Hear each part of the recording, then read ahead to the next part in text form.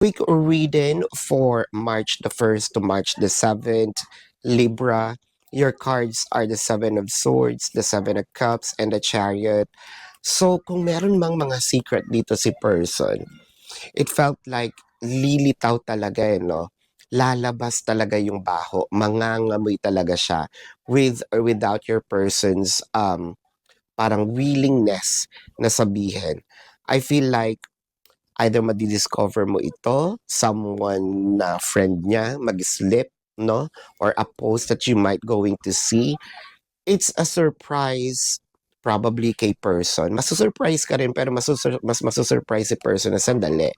Nagsinungaling ka sa akin ng ganitong, yung sinabi mong ganito, blah, blah, blah, blah, blah. It felt like it is just an alibi, a reason. Pero the bottom line is you didn't tell me the truth. Or may mga pagkakataon din dito na parang, oy, bakit ka umalis, no? Or it could also be you. Baka meron kang pupuntahan na hindi mo rin ipapaalam. But anyway, here's your quick reading, Libra, for March the 1st to March the 7th. My name is Daphne, but spirit calls